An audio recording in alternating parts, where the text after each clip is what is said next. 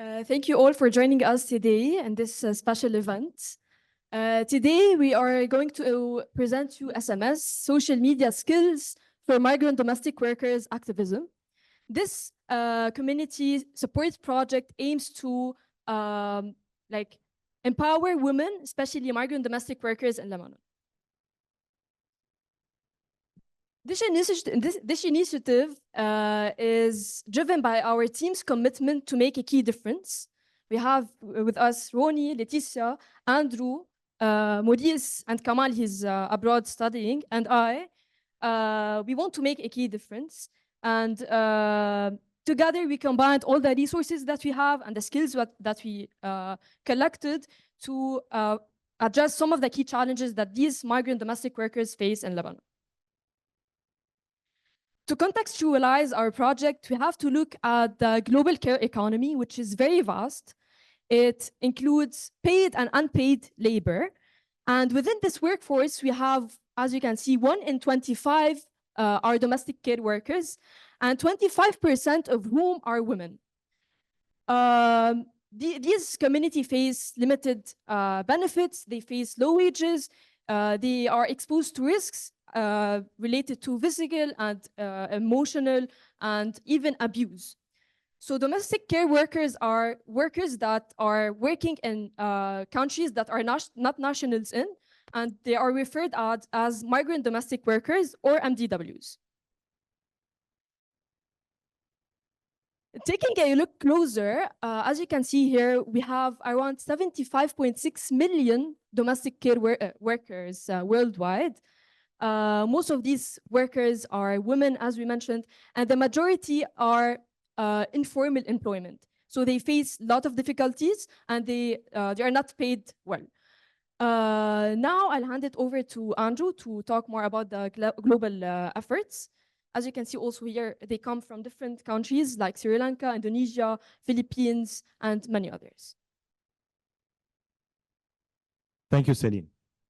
As we explore the realm of migrant domestic workers, it's crucial to recognize the efforts of organizations, among which the ILO for Global Action Program, and also the UN Women Fund for Gender Equality.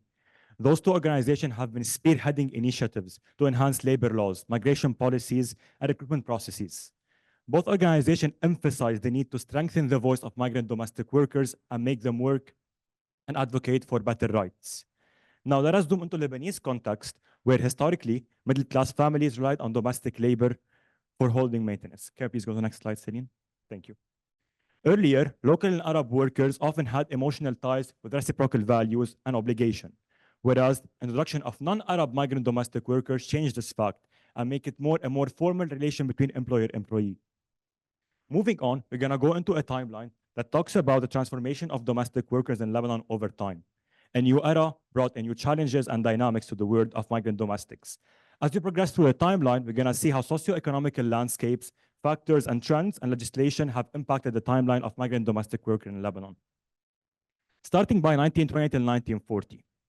This era had earlier domestic work that was filled by poor and orphan girls from the region in exchange for care, a system deeply rooted in the social fabric of time. Moving on from 1948 till 1960, a new phase has been in the history of migrant domestic workers in Lebanon. In these years, Palestinian refugee camps became the main source of domestic labors. And after the union between Egypt and Syria, Egyptian women entered the domestic labor force. In 1960, Lebanon's domestic labor force marked a significant disruption. The political shift in neighboring countries such as Syria, marked by the ascent of Hafiz al-Assad to the power, led to a sudden halt in the flow of Syrian workers in Lebanon. Syrians who had been a reliable source of domestic help were no longer available and accessible. The Civil Lebanese War in 1975 to 1990 brought new changes. It saw the initial entry of Asian domestic workers, primarily Sri Lankans, into the labor force of Lebanon, introducing a new cultural and social dimension. This was later followed out by Ethiopians and by Philippine migrant domestic workers in 1990 and 2006. In 2011, Lebanon voted in favor of the International Labour Organization Convention, which advocates for decent work for domestic workers. However, Lebanon has not yet ratified this convention. and migrant workers are still facing challenges in accessing basic needs and protection. In 2019, the introduction of new standard unified contracts for domestic workers were offered for better condition, but they were suspended on behalf of recruitment agencies. In 2022, we saw the first migrant domestic case of a migrant worker accusing her employer or recruiter for slavery and trafficking. Unfortunately, this month, judges rejected the victim's request to testify remotely to save her difficulties of returning to Lebanon. We'll continue by handing the stand to Leticia to talk about the kafala system. Thank you, Andrew. We cannot understand the plight of migrant domestic workers in Lebanon without shedding light on the kafala system. It's an abusive migration system that governs the lives of 250,000 migrant domestic workers in Lebanon, coming from Ethiopia, Bangladesh, and Philippines. These workers are excluded from protections offered to workers under Article 9 of the labor law, and they are at mercy of recruitment agencies and employers. The kafala system binds workers to employers, and they give employers the full control over the living and the working conditions of migrant domestic workers. It enables violence, exploitation, and trafficking, and enables migrant domestic workers to exceed measures. The persistence of the kafala system is driven by its benefits to recruitment agencies, which act as intermediaries between the employers and the workers. About 87.4% of migrant domestic workers, employers hire migrant domestic workers through these agencies, which leads to a revenue of $57.5 million to these agencies. So, to further understand how the kafala system is likened to modern-day slavery, it is important to consider some cruel statistics. For example, 50% of migrant domestic workers aren't allowed a day off. 94.3% of migrant domestic workers have their passports confiscated. And finally, 69% of migrant domestic workers face sexual and physical abuse. And now I will hand the floor to Maurice. Thank you, Leticia. Before we proceed, let us take a look at this chilling fact. On average, 2 migrant domestic workers are killed in Lebanon every week under strange circumstances or by suicide.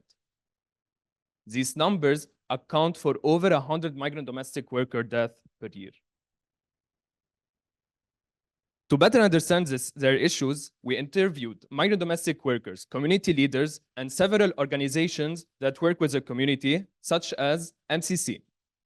They shared with us a recent survey conducted with over 800 migrant domestic workers registered at the center that shows that more than 90% registered migrant domestic workers are asking for social media literacy skills. This priority was also reflected by Ms. Zena Mizher from ILO Lebanon, who recommended supporting the right of care workers on organizing and collective bargaining. Moreover, when we surveyed community leaders at the AML organization, they too requested social media literacy skills for a variety of reasons, such as community building, personal growth, and advocacy. And now I'll hand over the floor to Roni.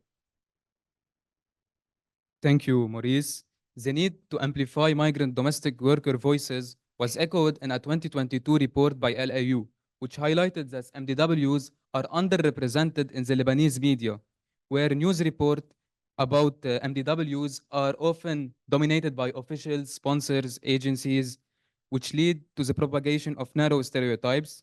And also the report highlights that the plight of migrant worker is framed as an individual or isolated issue caused only by few bad employers.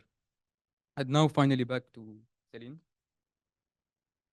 And now for our implementation, after all our community consultations, we developed a well-comprehensive curriculum for the migrants to use. So we basically developed many social media platforms. We made them more tailored towards advocacy, how to use them. And now we will show you at the end with the video. So thank you for joining us today. And we'll show you now some of the highlights about what we did exactly.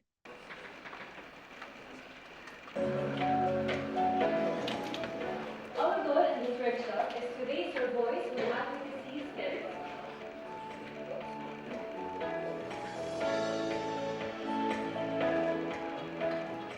My name is Hussein. I came from Sri Lanka. I'm working here as a migrant. I came 40 years ago.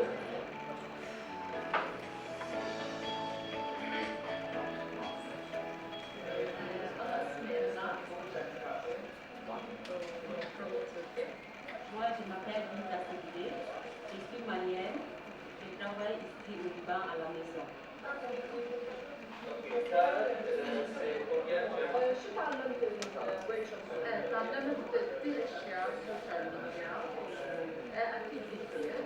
J'ai appris beaucoup de choses, surtout les réseaux sociaux et les applications.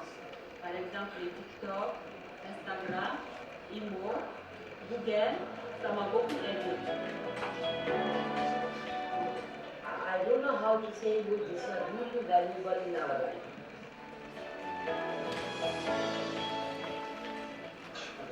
Thank you very much. Merci, merci beaucoup, j'ai aimé. Thank you,